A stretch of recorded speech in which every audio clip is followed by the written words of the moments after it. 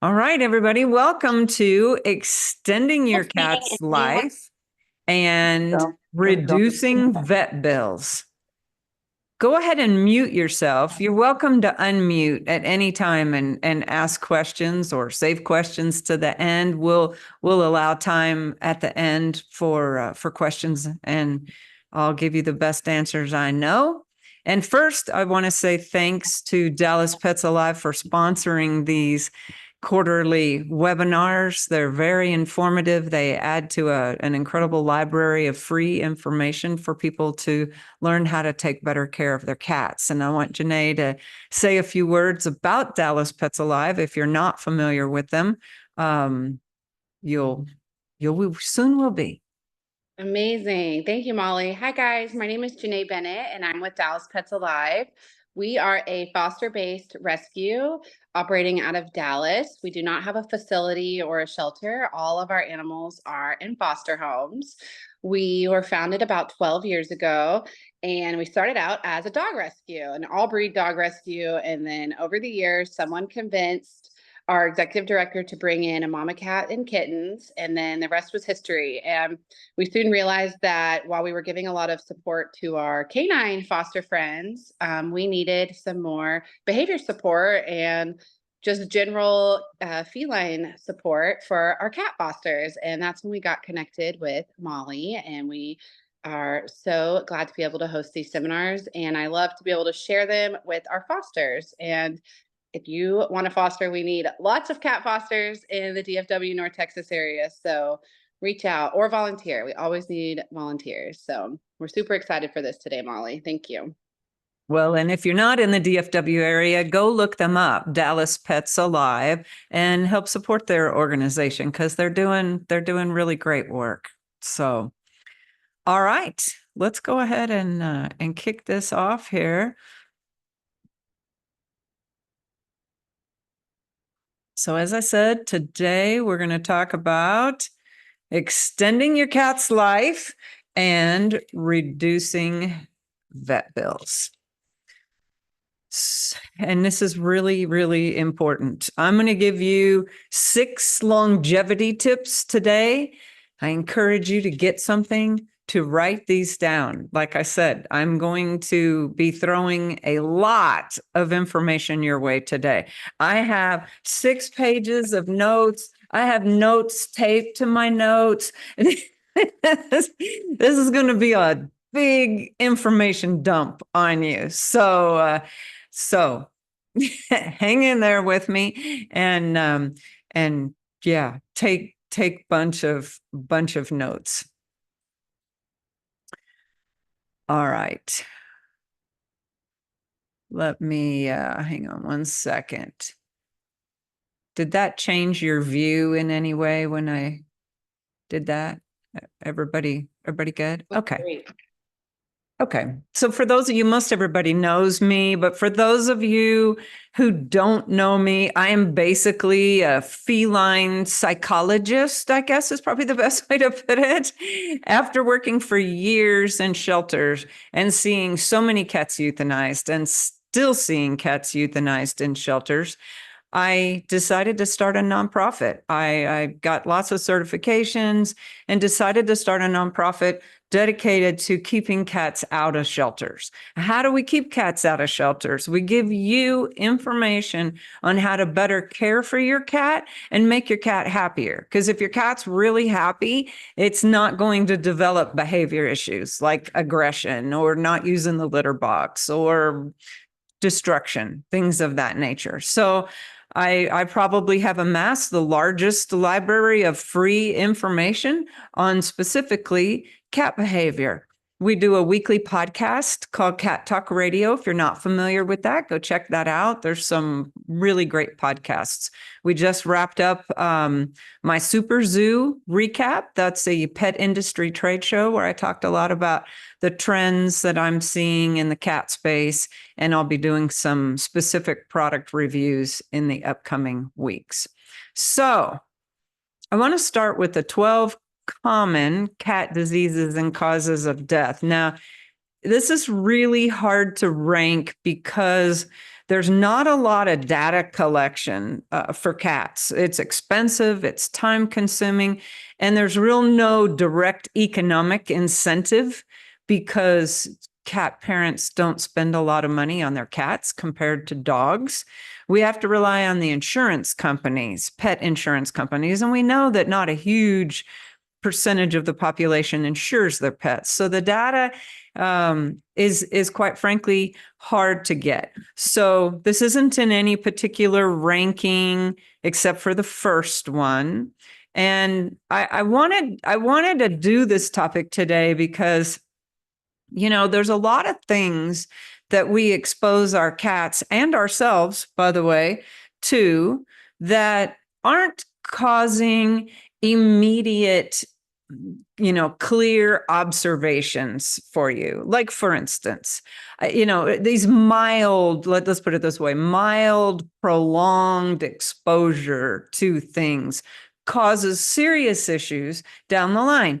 Like, here's a good one that I just learned recently. We like to use monk fruit in our coffee and as a sugar substitute, right? To try to avoid the calories, to try not to be obese, to try to avoid things like diabetes and high cholesterol and heart disease. Well, now they're saying the erythritol, is that how do you say that? Erythritol that they use in monk fruit leads to heart disease and blood clotting and all, and we hear this and you go, well, it beats the other sugar alternatives, right? That have been linked to cancer causing agents. And maybe should I just eat sugar? It's hard for us to know, what to do. And if we ignore those things and we continue to indulge in these things over 20, 30 years, and then all of a sudden we got a problem with blood clots and we look back and we go, if I'd have just changed my sugar substitute, I might not have these issues. So prevention is key here. So I'm going to give you a whole bunch of information today that's going to help prevent diseases and health issues, prolonging your cat's life, and certainly reducing your vet bills. So let's start. I want to pick these 12 topics, and I'm going to give you 6 longevity tips. A couple of them I'm going to reveal through this list. So the first one is shelter euthanasia. That is certifiably the number one cause of death in cats. So keep your cats out of the shelter if you want it to live longer. That's not your number one longevity tip, but rescue cats. If you're looking for a new cat, go to your shelter and adopt, because even if you're not adopting a cat that's on their euthanasia list, you're reducing space, you're giving them more space, which helps. So rescue, adopt, share resources with your friends, turn them on to Cat Talk Radio, turn them on to all kinds of good cat information so that people don't take their cats to a shelter. Help your friends keep cats in their home, because shelter euthanasia is the number one cause of death in cats. So another cause of death is obviously trauma. And this is going to lead to your longevity tip number 1, and that is keep your cats indoors, right? They are far more likely to encounter a serious trauma incident outside. They're going to be hit by a car. They're going to get, met with predators, attacked by dogs, in serious cat fights, maybe, all kinds of things, catch diseases from other cats outside. There's, cats love the outdoors and they want to be outside, and it's hard to deny them that. We build catios. We recommend you build catios and not let your cat outside, because like the average lifespan of an outdoor cat is, I think, about 8 years, 5 to 8 years, where the average lifespan of an indoor cat can be 16 to 20 easily. So keep your cat indoors is your longevity tip number 1. Another real common one is FELV. This is feline leukemia. We see this a lot in shelters because it can be rampant in community cat colonies because it is transmitted by exchanging of bodily fluids, mating, bites, things like that. The next one, similar, is FIV, feline immunodeficiency virus. This is similar to HIV. It's a virus. It's not nearly as serious as FELV. It's a little harder to transmit. FELV can be transmitted without exchange of bodily fluids. They shed is the way we call it. So if you have an FELV cat, it's recommended you make sure that you have other FELV cats in the home, and not mix them with a non-FELV cat, although people do. But FIV, we see it a lot in outdoor cats. Stress brings it out. So it kind of lives in the spinal column. And when a cat is stressed, it'll bring out those symptoms. There was a vaccine. There's no longer a vaccine. It makes a cat more high risk for serious cancers, but it's not spread by casual contact. They've got to exchange bodily fluids for FIV, like fighting and mating. So your longevity tip number 2 is spay and neuter your pets. Not just because it stops them from mating and fighting, which, when we get an FIV cat in the shelter or even an FELV cat that is stray that needs to be returned to where it came from, we don't hesitate to do that. Number 1, the colony is already exposed where it came from. And number 2, by spaying and neutering them before we return them, they're not going to be mating any longer, and there will be in a whole lot less fights. So the spread of the virus is going to be a lot less. The other thing is, pyrometria and other types of things that can happen. I had a client reach out to me that had a case of non-recognition aggression when she took a cat to the vet. She had cats that weren't spayed and took the cat to the vet and realized it had pyrometria. And if they hadn't caught it, the cat had to be sequestered, was on lots of medication because it was so badly infected. If she hadn't taken her cat in to get spayed, she might not have caught it and the cat would have died. We had one die in the shelter the other day. We did an autopsy because it appeared to be a relatively healthy cat. So spay and neuter your pets is longevity tip number 2. The next one is cancer. Now, cancer can be systemic or localized, right? Now, prevention, how do we prevent cancer from happening in our pets? Well, an FELV vaccination would be highly recommended. And there's a whole bunch of other preventative measures that we're going to dive much deeper into today as we get into the other longevity tips. Another one is diabetes. We see this a lot in cats, and just like with us, caused by obesity.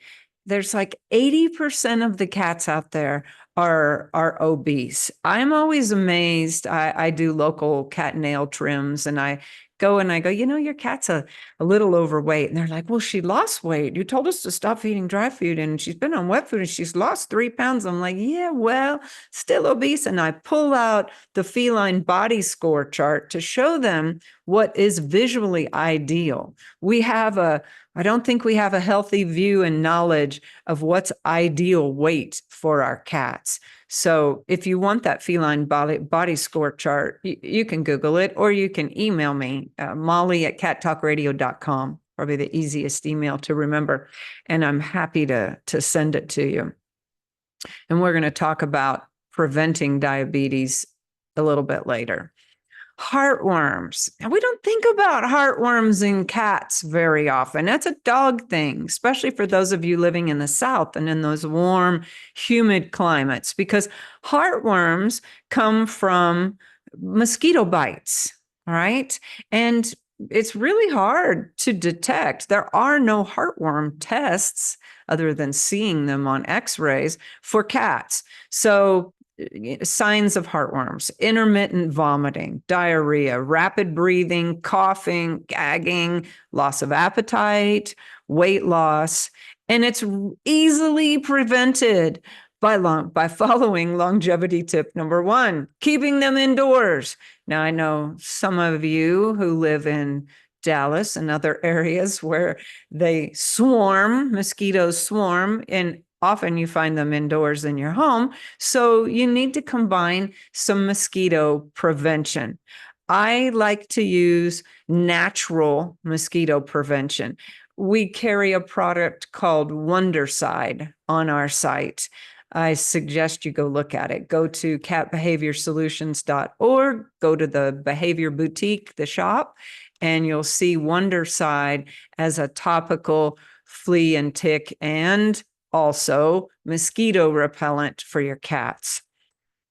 Highly recommend that. Another one is heart disease. So often, what do we got in chat? Love Wondercide. Yes, they're great. It's a good product. Heart disease. Often heartworms are lumped into this category of heart disease. A vet would probably call heartworms heart disease. But in this case, I wanted to break it out because I want to talk about various forms of cardiomyopathy. These are often caused by things we don't know, but things we do know are hypertension, which is high blood pressure, which is often caused by obesity. Taurine deficiency will cause heart disease in your cats. So your longevity tip number 3, and I'm giving you the first 3 quickly in this list because they're easy. The next 3 are going to take another 4 hours. Just kidding. But longevity tip number 3 is regular vet checkups. Right. And I recommend you get a baseline when they're young. I took Pico to the vet when he was 6 months old, and I said, I want a thorough blood panel. I want, dental exam. I want full body x-rays. And they're like, why? What's wrong with them? I said, absolutely nothing. I want a baseline so that when I come back in a year, 2 years, as time goes on, we always have this to look back to when he was a young, healthy boy. What's normal for him? Because things are not always normal, just like us. Some of our cholesterol tends to run a little high, and that's normal maybe for your family line. Same thing with cats. What's normal for one cat may not be normal for other cats. So I like to get an early baseline. And I know it's horrible process getting your cat to the vet, but you got to do it. Find a mobile vet in your area and use them. I found a good one here, although with 3 of us, we weren't able to get a blood draw from Pico, still had to take him into the office, but a mobile vet is wonderful because your cat's a whole lot less stressed in your home environment than loading them up in the carrier and driving. And it's worth the extra money to do that. Okay, big one here, big one. Like I said, these are not in any order, but other than the first one. Renal disease, renal disorder. We're talking about kidney disease here. And I'm going to lump in with this UTIs, bladder stones, crystals, could come from poisons, toxins like plants, flowers, foods, antifreeze, vitamin D. Did you know vitamin D was found in rat poisons? Refer to longevity tip number 1. Keep your cat indoors if you want to avoid rat poisons. Of course, mine catch rats in the catio, or mice. We don't really have rats, but they catch mice in the catio. And so we encourage all of our neighbors, do not put out poisons for your rodents. And we help share natural ways to keep the rodent control down, like get a cat. Diet, nutrition, huge contributor here. High phosphate levels, high sodium levels, dehydration, and we're going to go more into that later. Respiratory disorders, URIs and shelters, very common. FIV, which we talked about, calicivirus. And we're going to talk more about all of this later also. Endocrine disorders. This is hyperthyroidism, right? So this is if your cat has weight loss, even though it's eating. We've fostered so many hyperthyroid cats, and they'll eat and beg and like, oh my God, I'm starving to death. And they're the skinniest little cats when they have hyperthyroidism. They're nervous, they vomit, they drink a lot, they're very active. The contributing factors for that are deficiencies or excess of certain compounds in their diet and chronic exposures to thyroid disrupting chemicals in the food or the environment. And we're going to talk about that later also. So note that rabies, I didn't mention rabies on this list. And that's because it's actually a very low cause of death.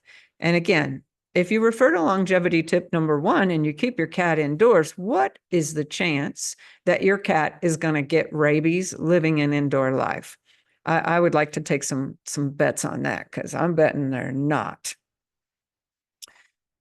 And number 12, dental disease. And we are going to dive into that more later. So the 6 longevity tips. We've covered the first 3. Keep your cat indoors, spay and neuter your cats, routine, at least annually, vet care more often as your cat ages. And now we're going to dive into number 4, nutrition. So, nutrition. Here are some problems with commercial cat food. I'm going to give you 5. There's a lot more, but we're going to talk about 5 of them. A lot of commercial cat food is dry, right? And it causes mild dehydration your entire cat's life, which leads to renal issues. So stop feeding your cats dry food, please, if you want to extend their life and reduce vet bills. That could be like, should be number 1 tip. Stop feeding it. Just stop. Okay. If you need me to talk more about that, I can, but it is really the worst thing that's ever been invented. Way too much plant protein in our cat foods. Now, this is corn, wheat, gluten, that type of thing. Cats have high allergies to plant protein. I was going to say it's hard to digest. They're unable to digest it. They can't convert plant protein to lean muscles, just like us with carbohydrates, right? Meat byproducts. All right. Meat byproducts expose cats to a whole range of health issues. And I'm going to read something to you. Yes, meat byproducts in pet food often contain 4D meats, which are animals that are deemed unfit for human consumption because they are dead, dying, diseased, or disabled. These animals are not slaughtered, but are instead found dead, dying, or diseased in fields, feedlots, or poultry lots. If they aren't already dead, they're euthanized. The Food, Drug, and Cosmetic Act states that 4D animals should not be included in any food, including dog food. However, some pet food companies use 4D meats in their products, which can pose serious health risks for pets. Meat byproducts are animal remains that are left over after parts of the animals have been removed for human consumption. They can include organs, bones, fatty tissue, head, brains, feet, beaks, hooves, and intestines. Byproducts are often sourced from 4D animals, roadkill, euthanized animals, or restaurant waste. They can be a cheap source of protein, but they can also contain tumors and other diseased meats that are unsafe for human consumption. Some byproducts, like liver and kidneys, can be nutritious for pets, but too much can be harmful. Don't buy cat food with meat byproducts in it. Why would we want to expose our cat to that? Yes, it is better than feeding your cat dry food. If you go get your cat food can and you put on your magnifying glasses and you read the ingredient label and it says there's byproducts in there, you're probably feeding something like, I don't know, I won't name any brands, but you know what they are. That is better than feeding dry food. Any canned food is better than feeding any dry food. But I would prefer that you look at the ingredient label and avoid plant protein by no corn, no wheat, no gluten, no soy, and avoid meat byproducts in that list. Taurine deficiency. Most commercial foods don't have enough taurine in there. And as we talked about, a taurine deficiency, taurine is an amino acid that comes from organ meat that cats get. Turkey is a really good source, by the way, of taurine, but it can cause heart disease, as we discussed earlier. Now, let me get to my 18th page of notes here. By the way, they can't overdose on taurine. It's a really good thing to add to your food. If you go to my site, catbehaviorsolutions.org, and on the front page, you'll see a cat with sunglasses, resources, and links. Click that, go to the nutrition category, and all of the additives that I recommend and that we'll talk about today, there are links to those products there, including a taurine. It's flavorless. You just mix it in with your cat's wet food, and it's great. Phosphate levels, huge problem with commercial food, right? Phosphate levels in most commercial food is 5 times higher than a cat's daily required intake, which damages the kidneys over time. Now, I'm not saying if you just feed commercial food for a week, you go, I've had cats and they've lived off commercial food just fine their whole lives. Can they survive? Yes. Can they thrive? Not necessarily. So again, it's this prolonged exposure to things like high phosphate levels. And then all of a sudden, cat turns 13, 14, 15, and you go, oh my gosh, it's having kidney issues. Yeah. Did you feed dry food? Did you feed commercial food with high phosphate levels? Not surprised, right? So what do we put in there, right? I'm going to tell you in order of preference here, and this isn't for everybody, but in order of preference, what we feed cats would be a commercial raw diet. Not a homemade raw diet. It's really, really hard to get all the nutrients a cat needs distributed evenly in every meal of a homemade raw diet. And with so many fresh, frozen, raw options out there in almost every pet store now, there's really, accessibility isn't an issue any longer. So it's much easier. Now, believe it or not, they may not get enough taurine in a raw diet. A raw diet might not have enough of the whole animal. So there are, again, used to be you couldn't even get commercial raw food. Now there's so many out there, you got to start reading their ingredients too. You want to see liver, kidneys and hearts and organs and things like that in there. We need the whole carcass. We need bones. We need all of that in there. However, you don't need bones if you have an older cat with kidney issue. There are low phosphate raw diets now on the market. Roar, RAWR, from Eat Like a Lion, produces a low phosphate. And basically what they do is they take the bone out and they replace it with eggshell. So there's no excuse not to feed raw other than two things. It's expensive. I get that. And if you have 9 cats feeding raw food, boy, you better have some mailbox money coming in because it's not cheap. It is getting more affordable, but it's not cheap.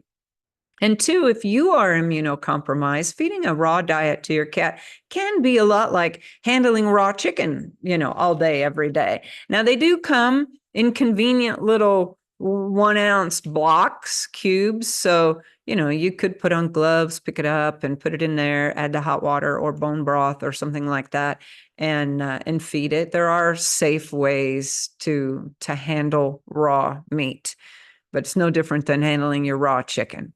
That's the number one best thing you can do. It's species appropriate. What are they eating in the wild? They are not out there munching on corn cobs or chewing the wheat blowing in the fields. They're eating mice and birds.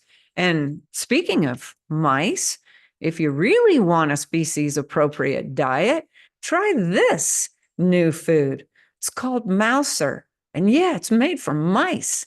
And its ingredients are turkey, whole mouse, right? Bruges, all kinds of stuff, taurine, potassium. It's actually a pretty good food. Anytime you're making a food change, do it really slowly and a little bit at a time. But this is a canned food. This isn't a raw mouse product. And that leads me to my second thing that I would recommend is a high quality canned food.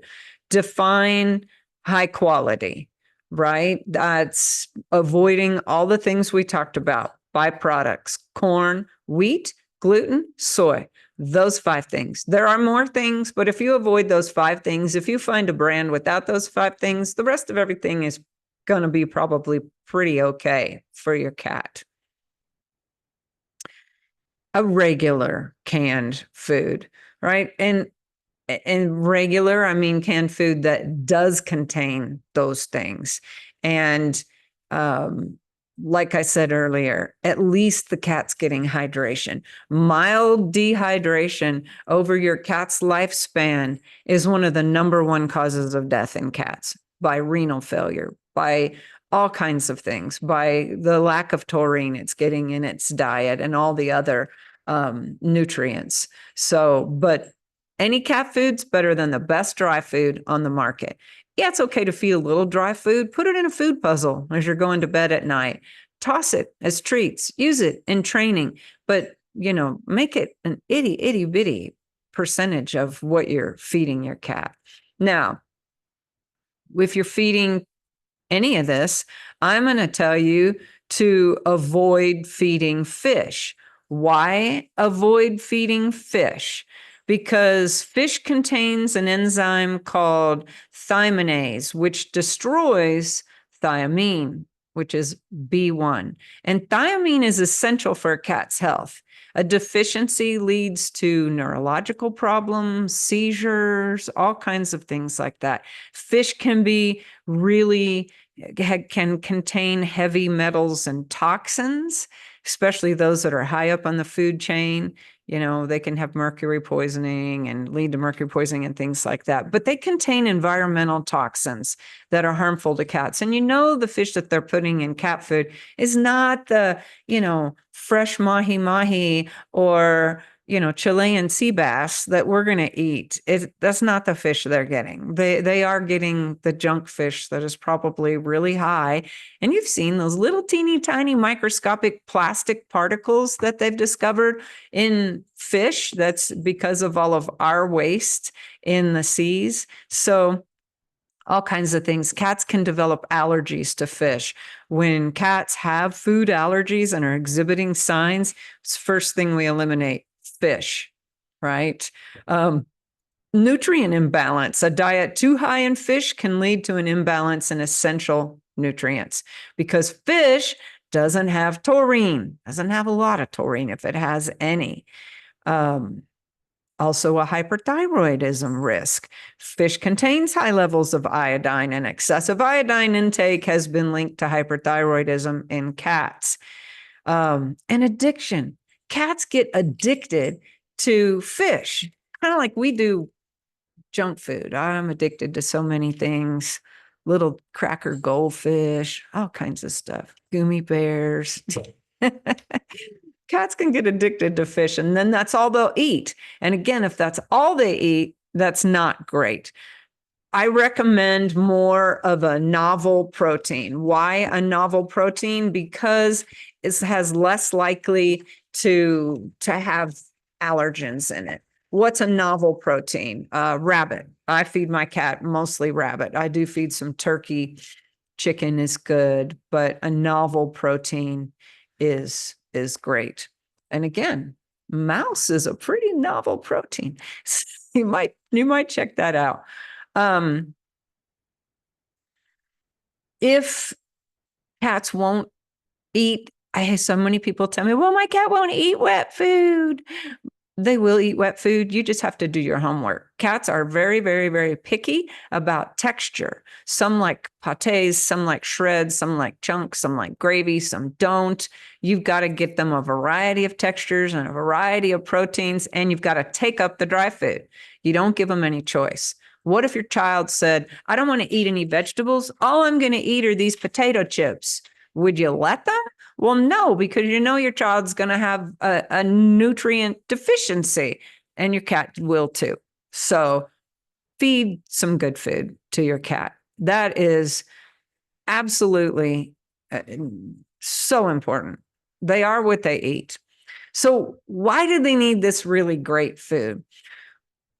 Well, there's a 96% DNA link to their wildcat ancestors. What does that mean? That means that there has been very, very little, if no, real evolution in their digestion, right? So if we're feeding them dry food, there is nothing similar to dry food in the wild. They really can't digest it well. They really can't pull out those nutrients. They're not bioavailable in dry food like it is in wet food. You need to feed a natural species appropriate diet. This is an obligate carnivore we're dealing with. They need little more than meat and water. This is not a dog. Dogs are omnivores. We're omnivores. We can survive. We can potentially thrive off of eating all kinds of stuff, right? But cats can't. They're kind of like the Ferrari of motor engines. It's fine-tuned little system they have there. They need to eat what they would eat in the wild. They need essential nutrients. I don't know how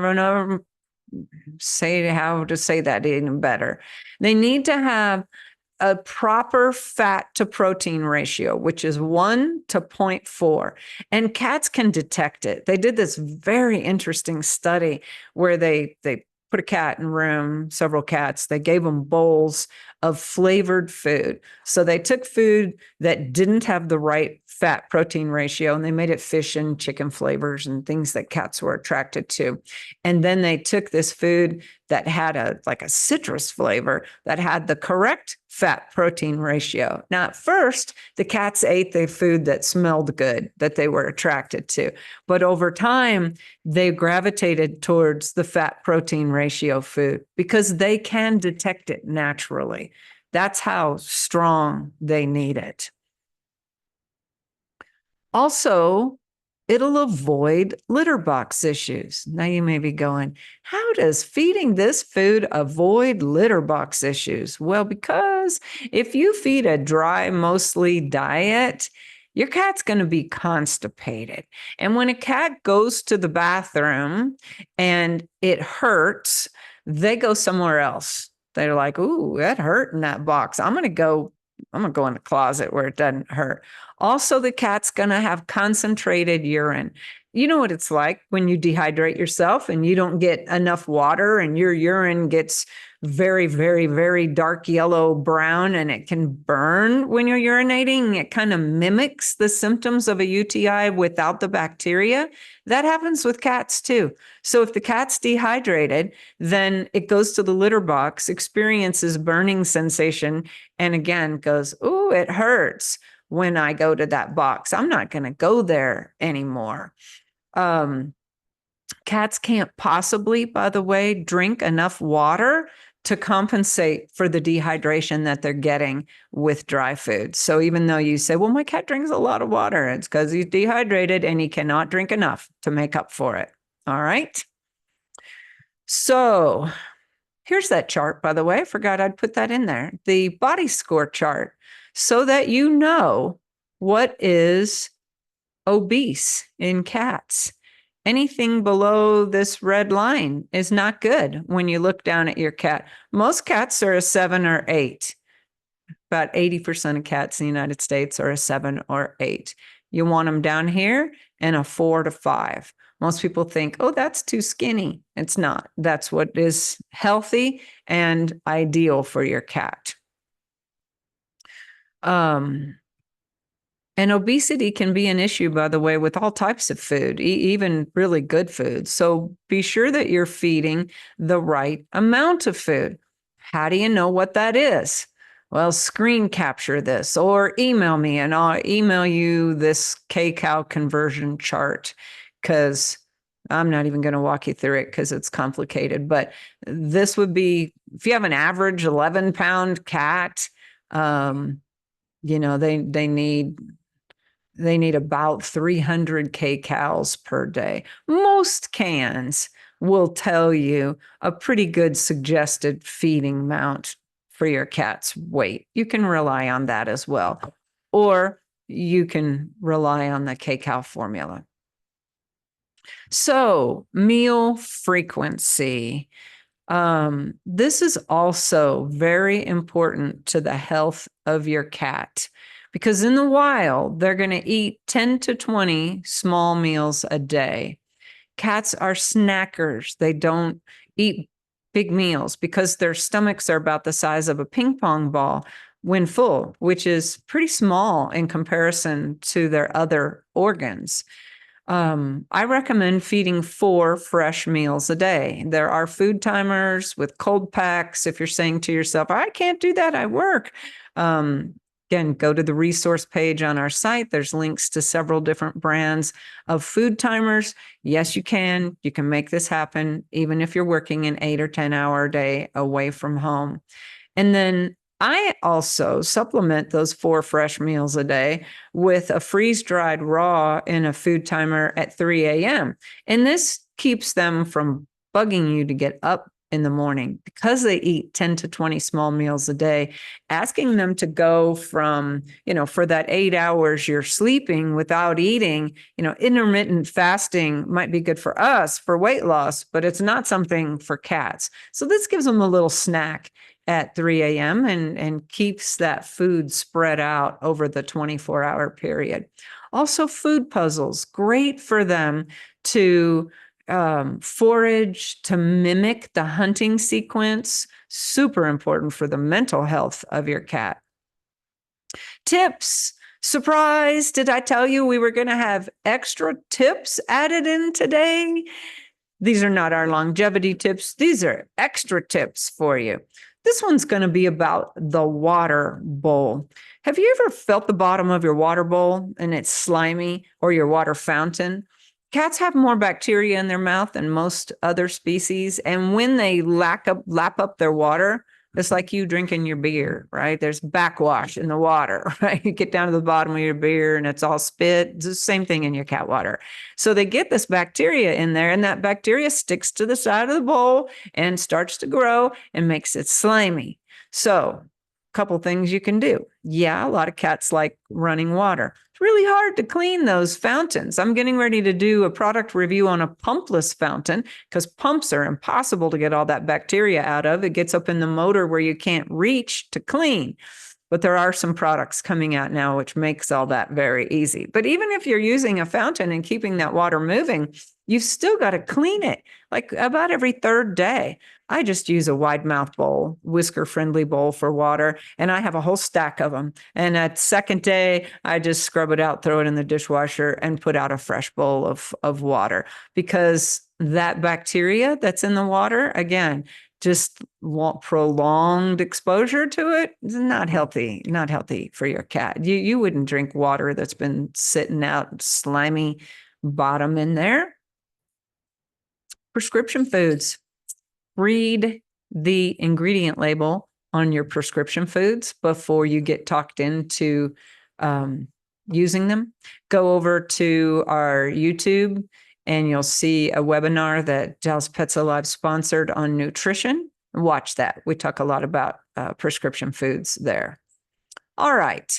Here is your longevity tip number 5. 4 was very important.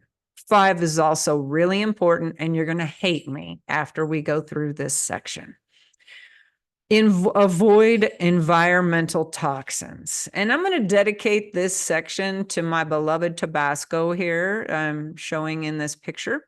Again, you can see a theme in the red marble tabbies I happen to like. Because I'll tell you why as we go through this, but cats in particular are extremely vulnerable to environmental toxins because they're small and because they lack the liver enzymes to process toxins well. We can process environmental toxins much easier than our cats can, are small. And because they're constantly licking their fur and their feet and their grooming, and all of that affects the liver. So we're going to start with cleaning products, right? When we did a lot of COVID disinfecting, that was not great. There's all kinds of nasty things in cleaning products, which we'll jump into here, dive into these much deeper here in a moment. Candles, we're going to dive into that deeper in a moment. Actually, let's dive into those now so that we don't have to dive deeper in a moment. But let's go back up and start with cleaning products. I'm going to just hit some of my notes here for you. Most of us want to use scented products, cleaning products to clean our litter box, like bleach and things like that. Do not use bleach anywhere your cat is around. Use Dawn. Dawn is safe, very safe product. Use it to clean your litter boxes. I recommend washing your litter boxes out, dumping the whole litter and washing it out every 4 to 6 weeks, depending on the type of litter that you're using. You can add baking soda to the bottom of your litter box when you add fresh litter. You can use Live Pee Free, which you can get on our store, our website. Mist it over your litter every time you scoop it. Add it to the bottom of the box when you change litters. Activated charcoal works really well too to add to litters.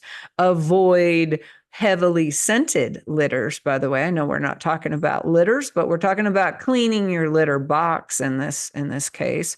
And any kind of, deodorant sprays or perfumes or other scents, it might just discourage your cat from using the litter box altogether.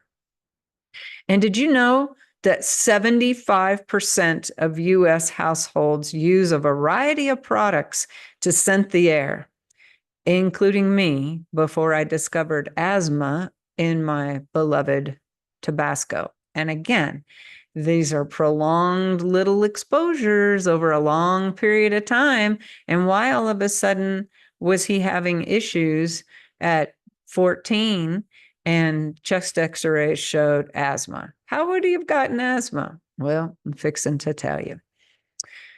Candles. I used to burn a lot of candles in my house. I like the way that those scented candles make your house smell. But You've got to avoid candles made with or from paraffin. Very, very, very important. Paraffin releases impurities and irritants into the air that can affect your cat's respiratory system. It comes from petroleum. Here's the description of it. It's the final residue left from refining crude oil. It's the sludge in the bottom of a barrel of oil that's bleached by adding dioxin and other poisonous chemicals and then texturized with a chemical called acrolein. Afterwards, stearic acid, a byproduct of the meat packing slaughterhouse, is added as a hardener. So avoid paraffin. What's worse, paraffin cannot be scented with essential oils because the petrochemical rich wax will break them down. So the candle industry created petroleum based fragrances that are compatible, which makes for a lot more soot and chemicals being released when they're burned. It's similar to inhaling diesel engined exhaust. And if you burn just a few paraffin candles in your home, the overall effect on the quality of air is worse than the polluted air in major cities like Los Angeles. Now, how do we know? What do people bring you as gifts when they come over to your house? Candles, right? Are the candle ingredients listed on the bottom? No.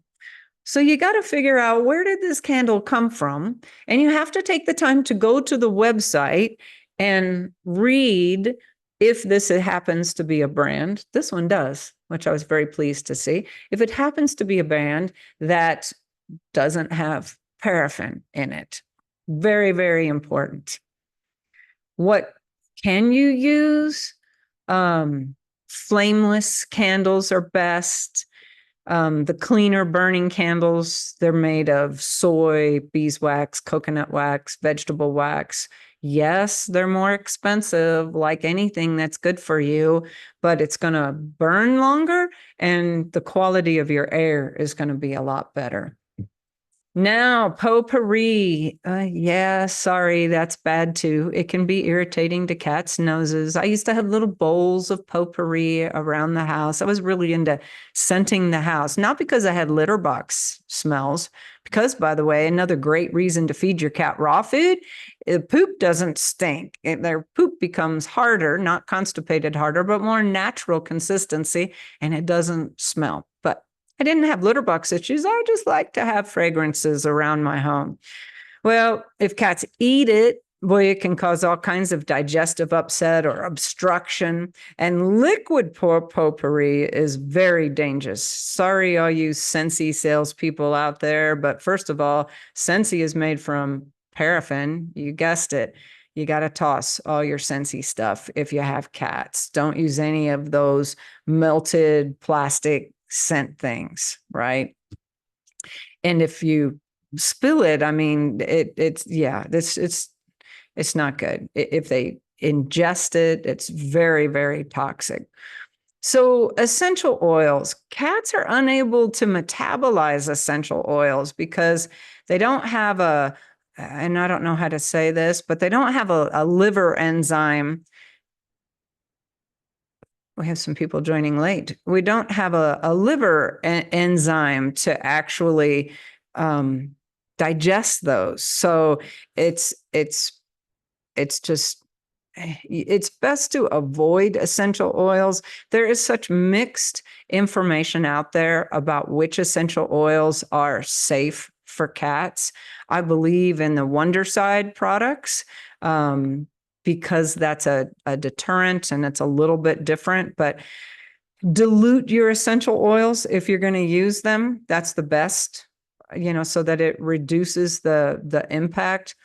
Things you want to avoid like the plague in your home: bergamot, camphor, clementine, eucalyptus, frankincense, grapefruit, juniper. Gosh, love the scent of juniper around Christmas time. Lemon, lime, mandarin, orange, peppermint, sage, spearmint.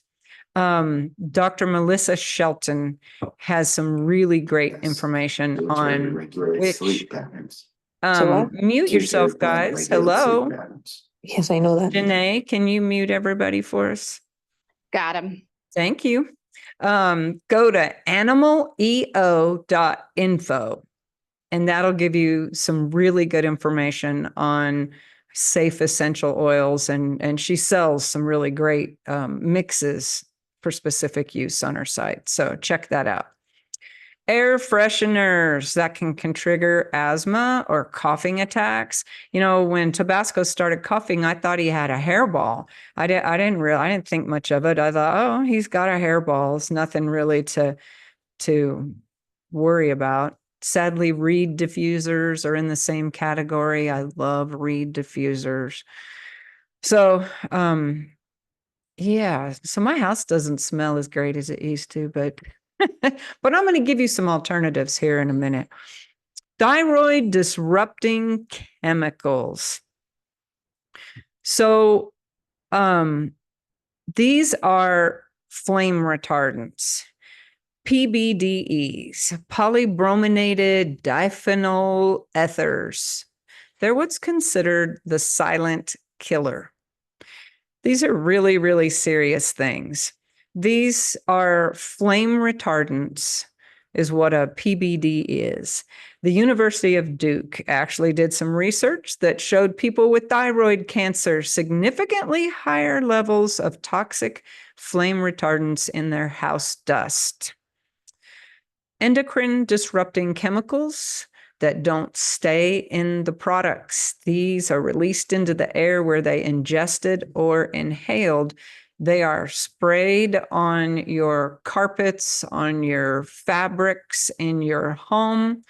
They are also in some foods, can cause thyroid issues. But think about it.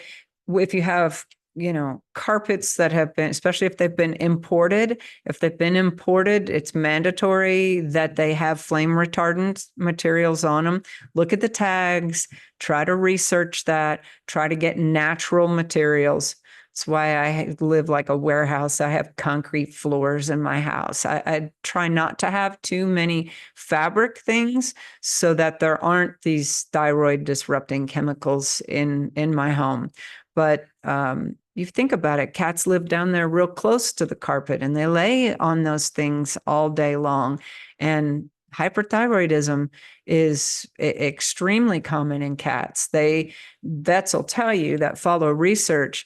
Once we started requiring fire retardants to be sprayed on commercial products, there was this huge spike in both human and animal thyroid conditions. Plants, flowers. Oh my gosh, there's so many of them.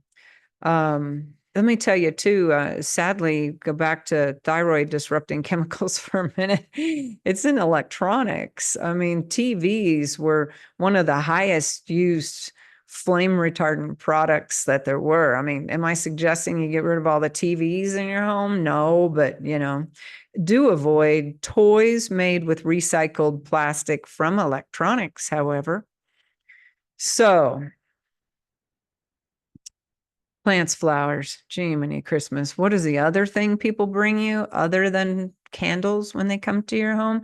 Flowers. They come over for dinner and they bring you flowers. And I always go, oh, great. My dad brought me a bromeliad the other day. And the first thing I had to do was, oh my gosh, I wasn't familiar with that one. And I had to research it. Thank goodness. I think it's generally non-toxic because the first thing Pico does is have to go over and taste any new plant that comes in to the home. Go to aspca.org and look at plants and flowers that are toxic to your cats. Among them, lilies, palms, azaleas, tulips, mums, daisies, daffodils, narcissus. The list is so long that we couldn't possibly list them all in the next 3 hours. Some that are good are freesias. Those are good. Orchids, roses. So there are some good alternatives, but it is so hard when people bring you flowers and they're You're like, oh, great. How am I going to keep this away? Flea medication. That's an environmental toxin. Yes, it is. Absolutely do not ever, ever, ever use dog flea meds on your cats. That can be fatal. Signs can show up to 12 hours later. Even a lot of the commercial flea meds for cats are a toxin that you should probably avoid. I had a foster in Dallas that I put flea meds on, and the symptoms can show, like I said, up to 12 hours later. And he started having seizures about 4 hours later, and I'm like, oh my God, where did that come from? And he continued having seizures. And thankfully, the seizures, I washed it off immediately with Dawn, and the seizures got farther and farther apart over time, and he's no longer having them. But some things you can do: use DE, diatomaceous earth, a food grade diatomaceous earth. That's made of the fossilized remains of single-celled algae. And you can sprinkle that on carpets. That will eliminate fleas safely. You can use products that contain nematodes. Those are microorganisms that eat flea larvae, and they can be sprayed on your lawns. And those are safe for animals and the birds too, by the way, and the humans out there. There are friendly garden dwellers that you can use, such as earthworms and ladybugs. That helps with fleas and ticks. Any kind of brand names such as Interrupt can be found in pet stores and in the lawn and garden sections of your hardware stores. We're getting close. I promise. We're getting close. Right now, you're like, oh my God, I'm just going to have to move and throw all my stuff away. And there's lots of other safe flea med products. If you go to our website and just in the search bar, put flea med or flea and tick, you'll see things come up. Again, the Wonder Side product that I recommended. So let's take a little bit deeper dive into cleaning products. Avoid things that are heavily scented. Avoid strong alcohol or bleach. Rinse your mop buckets. Secure your trash cans. Avoid chemicals with the words phenol, which is like pine sol, right? Pine sols and lysols. Pets can't absorb phenol through the air. It can cause liver failure. And again, it's not going to cause liver failure the first time you spray Lysol. You spray Lysol once a week, and 10, 15 years later, your cat's all of a sudden got liver issues. So things you can use: soap and water, diluted hydrogen peroxide. That's what we use in the shelters. And it's an excellent thing to use to clean with. Vinegar, not the food vinegar, because you don't want your whole house smelling like vinegar, but there are cleaning vinegars out there that are very safe. Elbow grease, get in there with some good old elbow grease. Another tip: use Dawn for your litter box cleaning. Add the baking soda, use the activated charcoal. We're going to run back through these. Avoid paraffin, flameless beeswax, no potpourri. Be cautious with your essential oils. Go to animaleo.info. Use organic chemicals. Avoid reed diffusers. Avoid incense. Gosh, and I have this incense I love. Fire retardants on carpet and upholstery, used in electronics and toys. Toxicity tip: boy, if you see any signs of toxins in your cat, any vomiting, you suspect that your cat has ingested it, contact your vet immediately. Wash your pet down with warm water and Dawn. All right, we're going to go through these blooming plants. Like I said, aspca.org, freesia, orchids, roses, stick to those. Freesias last a long time too. Never dog flea meds. Use Wondercide, diatomaceous earth, nematodes, earthworms, and ladybugs. And here is another toxicity tip. Get safe indoor plants. They're going to help you clean the air because plants have this natural ability to absorb toxins through their leaves and roots and turn them into nutrients.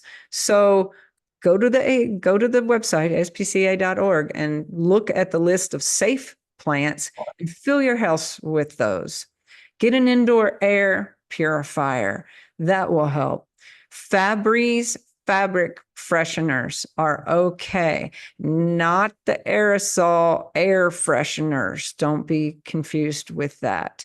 And what I like to do are natural simmering aromatics, like put on a pot of water, simmering water, and add cinnamon sticks or cloves or vanilla or mint, that kind of thing. Make a pomander. Remember those? You take an orange and you put the clove stubs in them and put it in the oven on low heat for about an hour.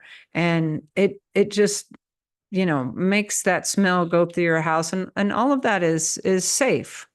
And open your windows. That's an easy thing you can do. I know in some of those climates where the weather's not great, it's hard to open windows, but keeping fresh air circulating is very, very important. Avoid citrus. It's just bad across the board for cats. You can use citrus outside as a deterrent for community cats that might be coming up to your windows and wreaking havoc with your multi-cats in the home, but don't use it in your home. Anything citrus scented or citrus based, toss it. All right, I promise we're getting there. Longevity tip number 6, dental disease. Why is dental disease on the list? And why can dental disease cause death in cats? Several ways. Pain. First of all, the pain from dental disease can make a cat stop eating. And if a cat doesn't eat for 72 hours, it can go quickly into liver failure that if it's treated promptly, it may recover from, and depending on the extent of the damage, but it is not reversible. The other thing is organ disease. Bacteria from dental disease enters the bloodstream and causes heart, kidney, and liver diseases, and they can be fatal. And those do not show signs of illness until the disease is life-threatening. So again, you can't wait until your cat has symptoms of bacteria running rampant through its bloodstream for so long. And periodontal disease can cause gums and bones to recede and degrade, which can lead to bone infection. And that can cause all kinds of stuff, nasty, nasty stuff. So 52% of cats are never even taken to a vet, and a huge number of others are never given dental work because it is so expensive, right? Dental disease is very, very, very common, and it starts young. It starts at 5 months at your cat, right? Cats don't get cavities, by the way. They get periodontal disease or a gum disease. It's like a bacterial infection in their mouth, and it causes weakening and eventual loss of the supporting structures of the teeth. It's why they lose teeth, or your vet might say teeth need to be extracted. It's not because they have cavities. It's because they have periodontal disease. They have bacterial infections in their mouth. Excessive plaque and tartar and tooth decay can cause painful dental problems in cats. And as we know, cats don't express pain. They can be experiencing horrible mouth pain and show very little signs of it. As we said, abscess, bone infection, tooth loss enters the bloodstream, right, and affects heart valves, liver, and kidneys. It's not reversible, and it can be fatal. And this is a lot of what happened to my Tabasco. In addition to, he didn't die from the asthma he got from me being such a scent burning, air freshening maniac. That didn't help, but he died from kidney issues, and not the kind of renal issues you get from a dry diet, because he was fed raw food most of his life. He had missed dental issues. He got real picky and finicky about his food, which wasn't normal. Took him to the vet. I said, he's not normally finicky. He's being finicky. Check his teeth. They looked and said, oh, we didn't see, and they didn't do the exam in front of me. They took him for a blood draw and did it there. Came back and said, no, we don't see anything. And I thought, okay. So 8 months goes by. I'm like, this is just not right. Took him to another vet and said, well, come to find out, he had bad periodontal disease going on. He needed 4 or 5 extractions. That bacteria had already entered his bloodstream and had already begun to affect his organs. And it was too late. And I was not much I could do about it. He did live several more years, but he probably would have lived 4 or 5 more had the vet caught it early. So again, if you suspect something's going on with your cat, and a vet goes, nah, it looks fine, go get a second opinion. There's nothing wrong with that. So, and look yourself. It's another thing. Look yourself. Pull those gums back and look. If you see yellow deposits on their teeth, just like you're seeing over here in this picture, that's a really good indication that there's plaque and tartar on the teeth. Red, swollen, bleeding gums. Pull their gums back. They should be kind of light pink. And if they're red, especially if they're red in certain areas, like in the back, then that's an issue. If your cat has bad breath, you know what I'm talking about. Boy, I've met some cats with horrible bad breath, and yeah, like that is a really good sign that something's going on dentally there. And periodontal disease also is obviously more common in older cats. It's more common in cats that have FELV or FIV or calicivirus. They have much higher incidence of periodontal disease. If you see pus around the tooth, loose teeth, or missing teeth, if all of a sudden you see your cat's missing a tooth, there's probably some other teeth being affected in that area. That means that bacterial infection has gotten serious in there. If they have any kind of sensitivity around their mouth, normally they like to be scratched here. If they're pulling away and going, no, that's kind of hurting, or they're pawing a lot, not grooming pawing, but you see them kind of pawing at their teeth, that can indicate that they're having pain. If they're having difficulty chewing, which is really hard because cats don't really chew side to side. They chew up and down. Their jaws don't move side to side like ours do. But if you see them spitting out food or making faces and stuff, you can usually tell something is going on in there. Loss of appetite and finicky eater, like I told you with Pico, if they start drooling, that's another common. And if they get kind of irritable or cranky or aggressive, that is usually an indication of some underlying medical issue. And it may be something as simple as they're having dental issues, right? And there's, some breeds too. Oriental Shorthair and Siamese cats are actually more affected than other cats. And genetics plays a role in purebred cats. They're much more predisposed to periodontal disease. So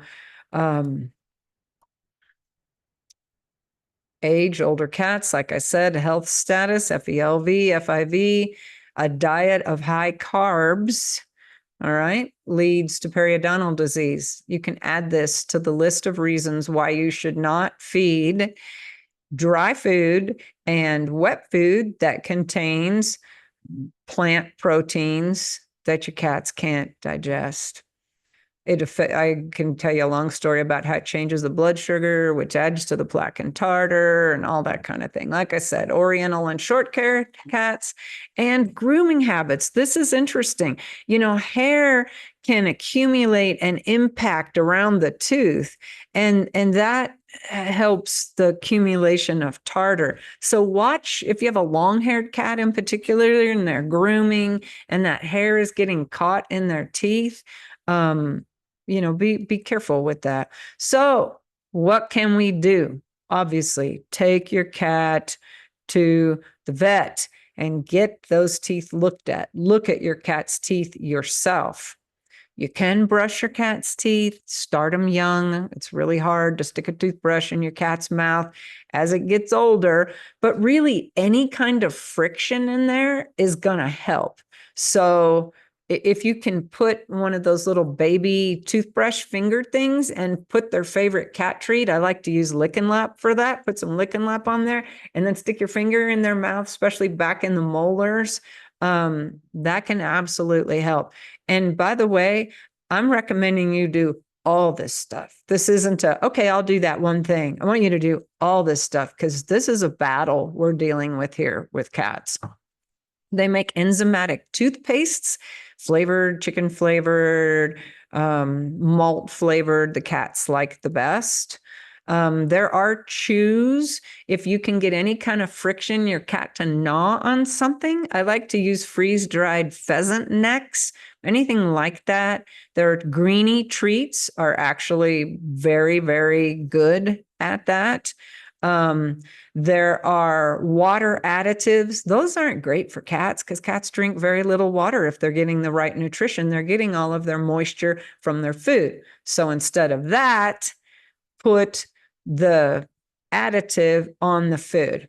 Now, I want you to go right now. Well, not right now. Don't leave me yet. I'm almost done, I promise. But when we're done, write this down. I want you to go to teefhealth.com and buy their powdered product. When you get to their teefhealth.com, go up under, and what you're looking for is the powdered additive. And when you check out, and I can share my screen and show that to you if you want, where to find it on their website. Their marketing and their website isn't great, but the product is amazing. It's a flavorless product. You put a little teeny tiny bit in your cat's food once a day, and it reduces plaque and tartar and keeps it from coming back. It's scientifically proven. It's the best thing I've seen on the market to date. And they also make human products, which if you're interested in that, email me and I'll send you links to that. I use their water additives daily. Their products are amazing. And if you put Cat Talk Radio in when you check out, you will get a 20% discount because they're great people. Vet care, vet care, vet care. Sorry, I know it's awful, but it has to happen. And dental cleanings and checks have to happen. I know people that make their poor cats go years with infected teeth while they save up, you know, the $1,500 it's going to cost to have them extracted. Look into insurance when your cat's young, see if it covers dental. That can help, but yeah, it's so important. This is a huge impact on the life of your cat. I did put this in here. Great. This is what you're looking for right here. When you go to the Teeth for Life website, and again, it's teefhealth.com. Go to Shop Dental Kits, and this is the one you're looking for right here. This Protectin 30 powder. It says water additive. Again, just put it in your wet food, and it's perfect. Okay, so your 6 longevity tips were: keep your cat indoors, spay and neuter them, regular vet care, feed them a species appropriate food, avoid toxic environmental chemicals, and maintain their dental health. And you can tell that my roofers are back, which means we're running over time because they're scraping. Yes. And I'm looking at chat now. Doug says, I have an entire page devoted to plants and flowers toxics on catnewsheadlines.com. Yes, head over there, catnewsheadlines.com, and check that out. Doug has some amazing resources on his site as well. And Caitlin said, repeat the 5 things. That was a while back. Sorry, Caitlin. I'm assuming you mean for food, and that is avoid byproducts, corn, wheat, gluten, and soy. And yes, they actually list wheat and gluten separately as 2 separate additives. Go figure. Yeah. Any other questions? I know we've run us over. I knew we would. This was a lot of material. Tell me what you think. Give me some feedback. Are you depressed about having to throw out all your favorite air fresheners and stuff? Are you overwhelmed? Did you learn something? Chime in now. Unmute yourselves and talk up. Hey, Molly, quick question. I Googled my favorite candle and they are saying they're paraben free and sulfate free, but no mention of paraffin. So does that mean it's still probably That's a bad? good question. What's the difference between paraben and paraffin? Let's just find out. It's not entirely clear. I did Google that also. Paraben, sulfate, and cruelty free. And they're specifically sand and paws, which are like designed to neutralize pet odors. So I would hope that they would not be. Yeah, it should be okay. But to be double safe, I would shoot them an email and ask, just ask, just say, is it paraffin free? And make sure. I've been tempted every time I go to the trade shows, that poopery, so tempted to carry it. And I don't know. It's supposed to be safe, and I'm sure it is. And I always bring home samples and I use some of it, but I'm so wary of using anything that's not natural at this point because of my experiences. I mean, I can't tell you, I probably have 30 candles that are paraffin free. If we have people come over, sometimes I'll burn them for a little bit, but even then I get kind of scared of it. So, yeah. My husband definitely has some respiratory stuff. So now I'm panicking that I've. Yeah, get a chest x-ray. I was shocked. I was so shocked when that happened with Tabasco, as I had taken such good care of my boy. And I thought, and we're talking, this is 5 years ago, 6 years ago. So, I mean, I'd already started Cat Behavior Solutions. I'm like, I knew how to take good care of a cat.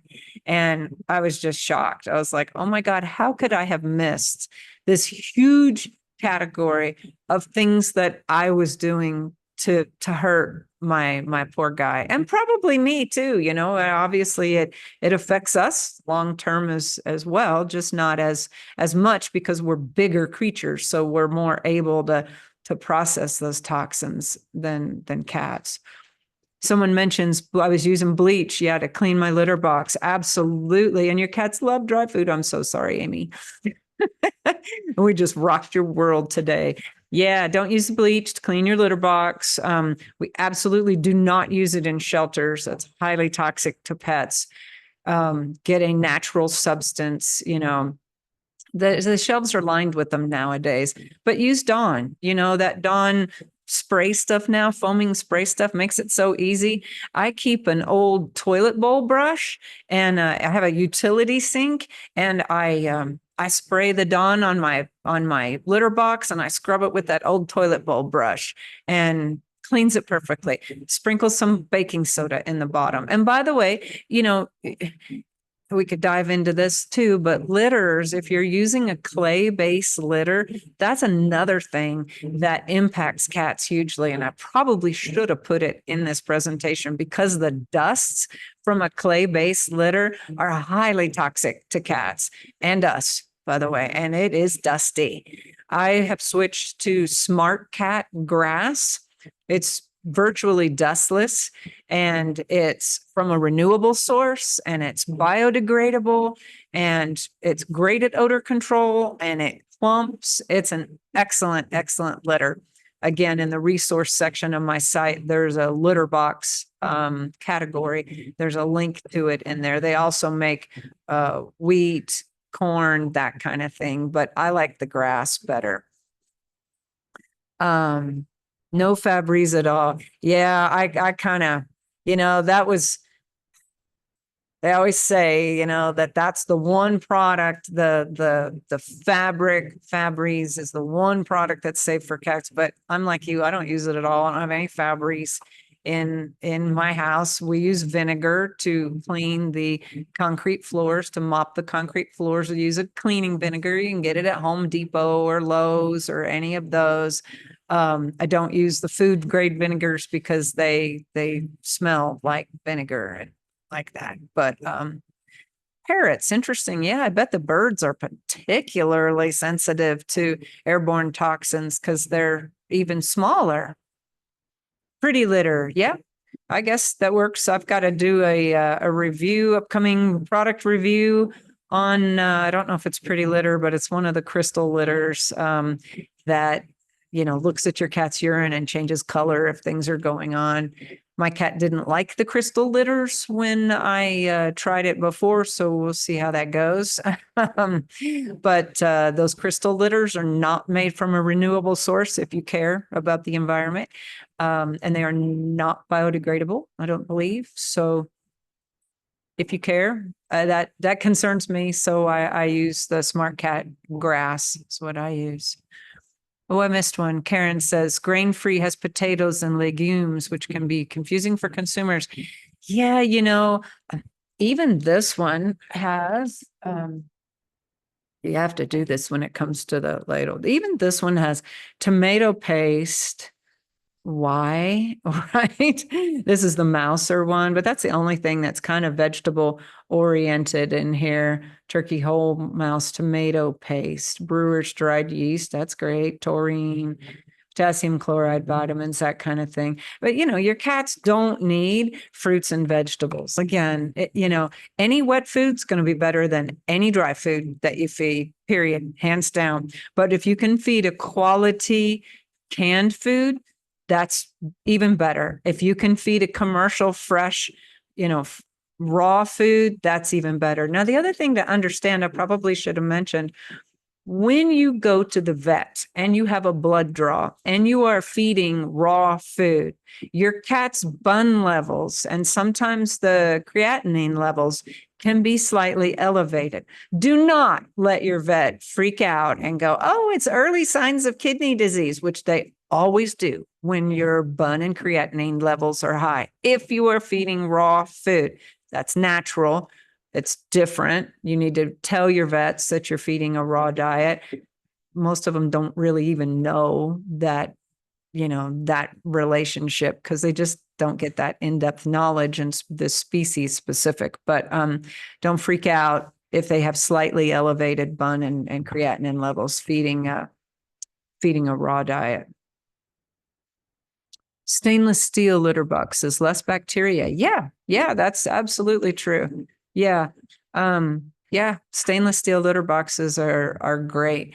It's hard to get a litter box big enough that's stainless. So find something else that's stainless, like the commercial dish trays that they use in restaurants and stuff like that are stainless, bus trays.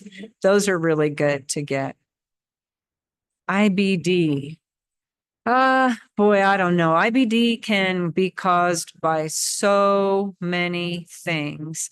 A lot of it is what we talked about today. A lot of it is the dry food. A lot of it are the irritants. It can be allergies.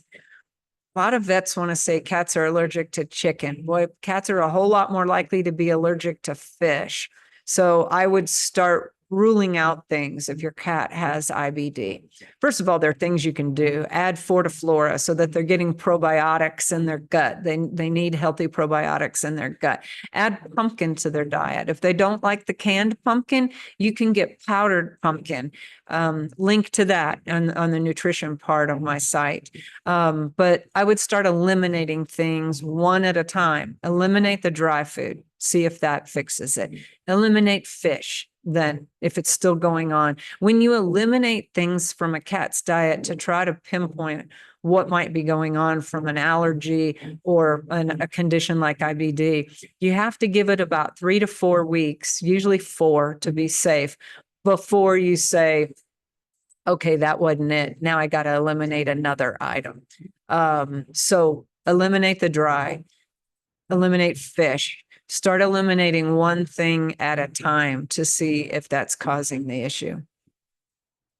What else have we got? Love the applause wet line. Seems like mostly fish based. Yeah, there's a lot of fish because it's cheap in cat food. And some of the really good brands have like fish mixed in everything. I mean, if you're gonna feed fish, at least, and by the way, your cat needs omega-3.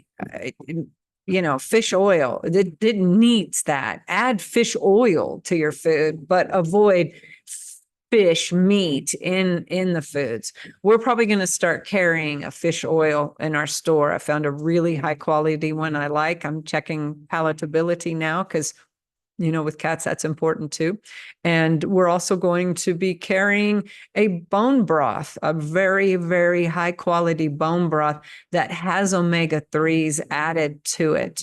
And that adds protein for your cats. And it also adds taurine to the diet. So if you can't afford to feed, a commercial raw food, that's not for you. Consider doing some of those types of additives that will help get those nutrients that your cat's not getting from the other diet. Okay, what do we have here next? Dr. Elsie's respiratory relief litter. Not familiar with that. But there are getting to be some better litters on the market. In fact, at the trade show I just came back from, the best new thing on the market was olive pits, crushed olive pits. This lovely young Italian lady's family owns an olive factory that's making olives and olive oils, and they've taken the pit byproduct and they've crushed it up and added something that helps make it even more clumping, and that's interesting. I'm interested to review that as well. Okay, Maria says you're going to disagree about Dawn ingredients. It's recommended for fleas on kittens. One-time emergency use is okay, but for cleaning, no. Anything with fragrances, hide toxins. Okay. I think Dawn dish detergent in particular is very, very safe. Has always been known to be safe for use on animals. Absolutely. It's not saying all of Dawn products are that way, and certainly not all of Procter and Gamble products are that way. But yes, if you can find something else that's more natural, if fleas, again, you can't really use the Wondercide, I think, on teeny tiny kittens, but diatomaceous earth is pretty safe. There's all kinds of natural things out there. If you go to the website, if you go to the catbehaviorsolutions.org site and put flea in the search bar, you'll see blogs and products and little tabs. And there's a blog in there about all kinds of natural flea and tick use. Goodness, we covered a lot today, guys. I really appreciate you sticking with me. I know we've run way over, but I'll hang out as long as you guys have more questions and comments. Great input here. Anybody else have anything?